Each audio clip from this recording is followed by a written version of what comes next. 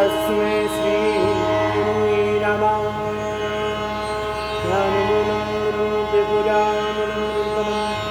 मंत्रमूलगुरोर्वाक्यं मोक्षमूलगुरोर्कृपा गजाननसेवितं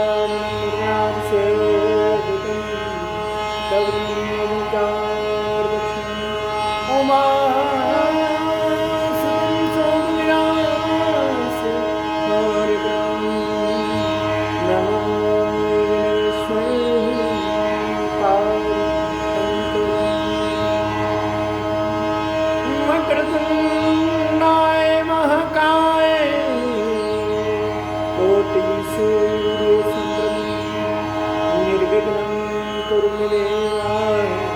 सर्वकार्येषु सर्वदा।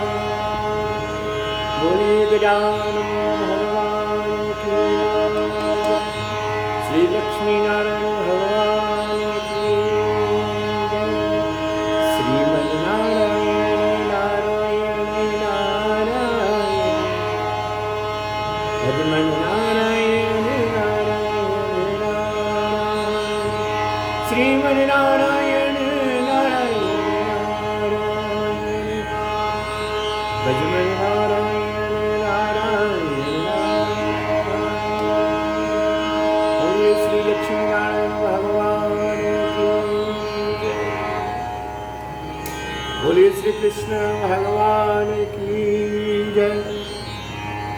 एक समय पांडवों में श्रेष्ठ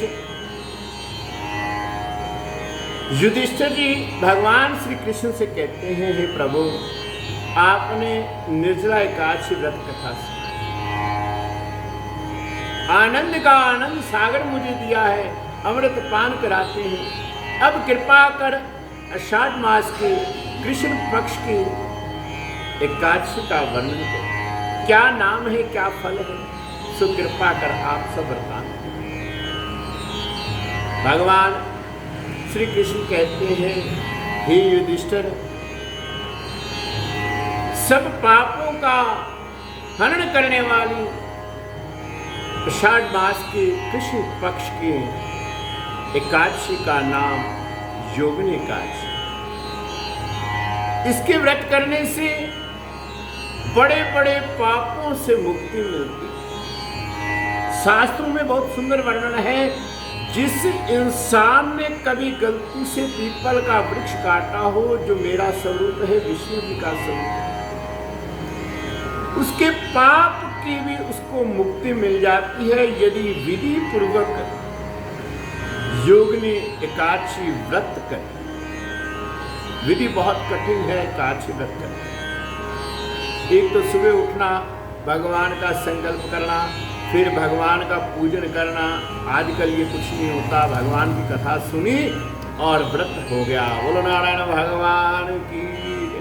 सत्यनारायण भगवान की व्रत कथा सुनो आप, उसमें बार बार यही वर्णन आएगा कि भगवान का पूजन किया, राजा सत्यदेव ने पूजन किया, ब्राह्मण ने पूजन किया, लकड़हार ने पूजन किया। लेकिन यहाँ पर आज कौन पूजन करता है भगवान? कोई भी नहीं। मंदिर में पहुंचे, भगवान को माथा टेका, लो हो गया भगवान का पूजन। लेकिन कुछ लोग हैं श्री लक्ष्मी नारायण का विधिवत पूजन करते हैं।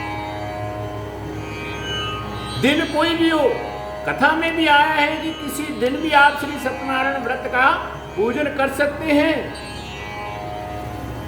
लेकिन ज्यादातर लोगों में ये वर्णन है कि आज सत्यनारायण है, पूर्णमासी है, पूर्णिमा है, आज व्रत रख लिया, श्री सत्यनारायण भगवान प्रसन्न हो।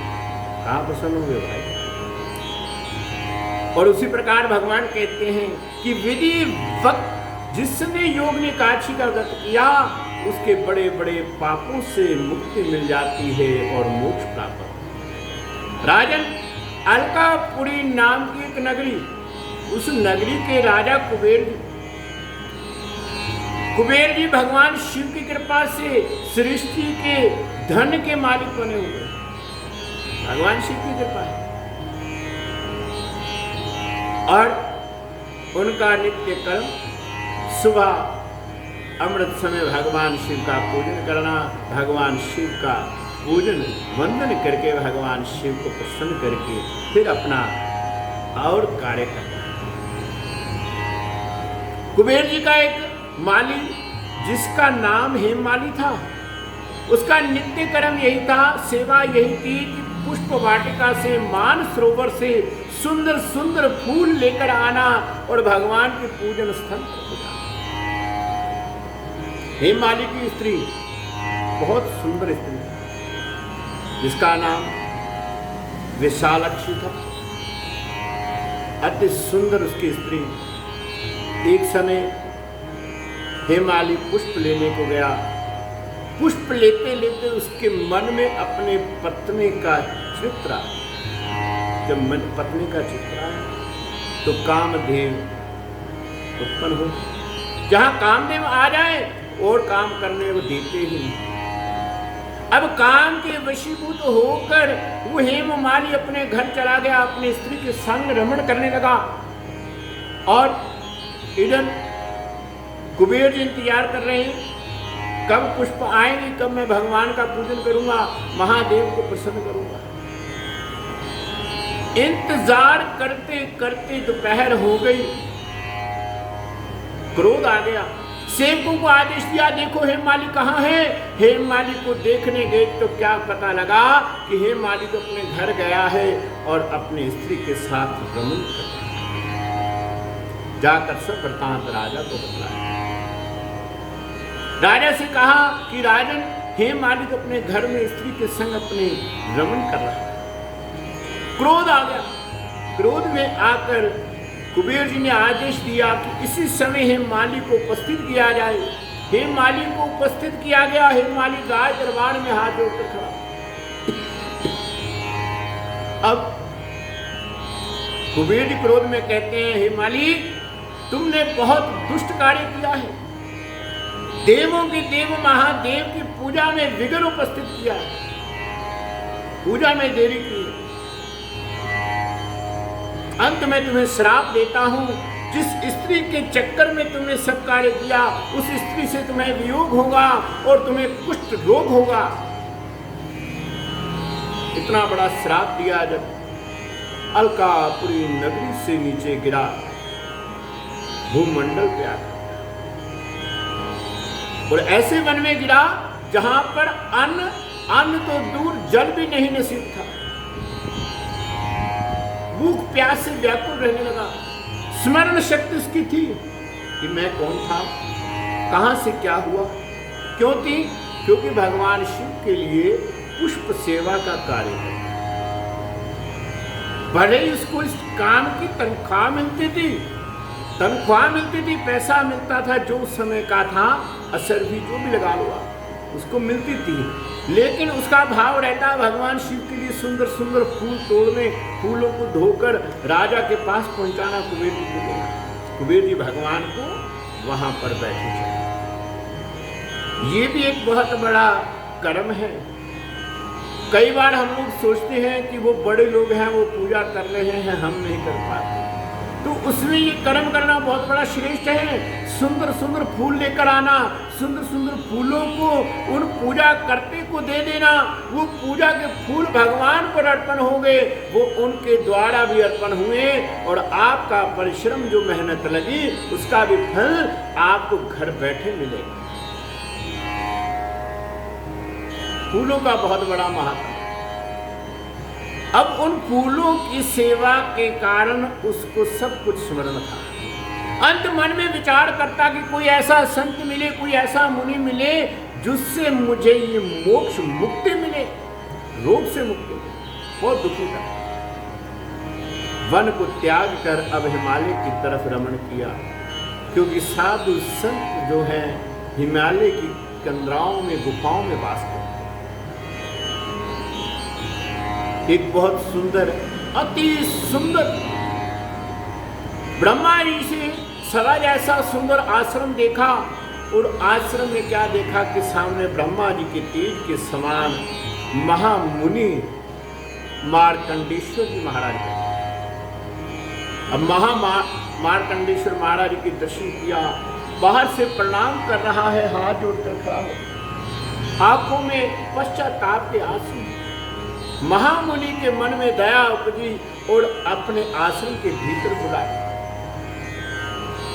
अपने भीतर आश्रम में बुलाया। आश्रम में पहुंचकर दंडवत प्रणाम। महामुनि ने पूछा, तुम्हारा कुष्ठ रोग क्यों हुआ? तुमने ऐसा कौन सा कर्म किया?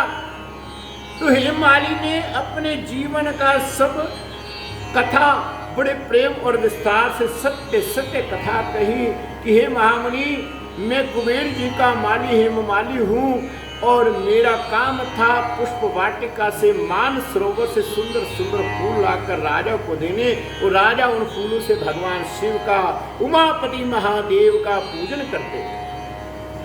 मैं काम देख वशीभूत आकर अपनी पत्नी के साथ रमन करने लगा। पुष्प जाने में देरी हो गई। राजा को कुबेर जी को क्रोध आया। क्रोध में आकर स्त्री वियोग का और कुष्ठ रोग का श्राप दे दी। इस कारण ये मेरी सारी अवस्था। हे महामुनि, आप कृपा कर मुझे ऐसा उपदेश दें जिससे मेरा ये कुष्ठ रोग शांत। महामुनि उसकी सब कथा सत्य सत्य सुनी। जानी जानते अंतर्यामी थे, समझते थे, घट घट के समझ रखते थे महामार्कंडेश्वर महाराज। जब सत्य कथा सुनी तो हेमाली से कहा, हेमाली, मैं तुम्हें एक ऐसा उपाय बतलाता हूँ जिससे तुम्हारा ये कुष्ठ रोग समाप्त होगा और स्त्री का वास। अब कृष्ण पक्ष, आषाढ़ मास की कृष्ण पक्ष की एकादशी आएगी, योगिनी एकादशी। इस व्रत को विधि पूर्वक करना। सुबह सवेरे स्नान आदि करके स्वच्छ होकर भगवान श्री नर नारायण श्री रूप है शिला रूप में शालिग्राम भगवान का स्नान करना, चंदन तिलक करना और भगवान की विधिवत पूजा करना जो तुमसे क्षमता हो। क्षमता की अधिक अगर पूजा किया जाए वो भी नुकसान होती है। घर में पूजा रखी जाए और दूसरा पूजा में यानी कि पूजा को पसंद ना करता वो पूजा करिए, उसका भी फल नहीं होता। कोई बात नहीं, पंडित जी कर दो, उसमें भी नहीं होता, क्योंकि वो ना करने वाला पूजा उसमें अड़चन पैदा करता है, मन नहीं होता, विघ्न होता है।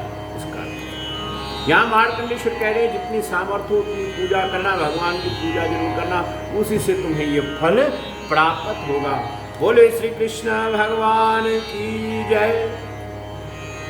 और भगवान को प्रसन्न करना, व्रत रखना, इसी से तुम्हारे सुख की प्राप्ति होगी। हेमाली ने प्रसन्न हुआ और महामुनि के वचनों अनुसार योगिनी एकादशी व्रत किया और जैसे जैसे मुनि ने बताया था उसी प्रकार श्रद्धा सहित भगवान नारायण का पूजन किया। इस व्रत का प्रभाव इतना हुआ कि उसकी स्त्री सुख में मिला और उसका रूप परम सुंदर हो गया। देवों जैसा रूप उसने पाया और अपनी स्त्री के साथ विहार किया। सर्व सुखों की प्राप्ति हुई। भगवान श्री कृष्ण कहते हैं, राजन, इस योगिनी एकादशी की कथा का फल, अब फल सिर्फ कथा का बता रहे हैं भगवान श्री नंदन भगवान 16 कला संपूर्ण। भगवान कहते हैं, राजन, इस योगिनी की एकादशी की व्रत कथा का फल 28 सहस्त्र ब्राह्मणों को भोजन कराने के बराबर है। विधिवत पूजन करके भगवान की एकादशी व्रत किया तो कितने 88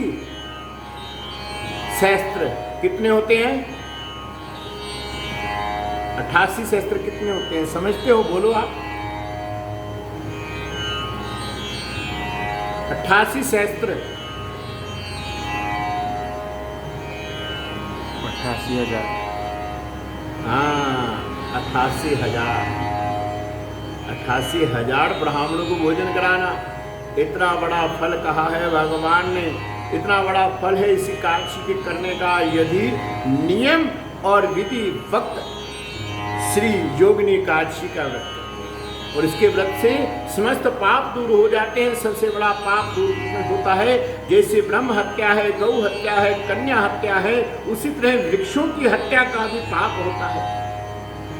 शास्त्रों में इसका बहुत सुंदर वर्णन आया है कि जो पीपल का वृक्ष काटता है उसके पीपल कटने की हत्या, पीपल हत्या का पाप लगता है।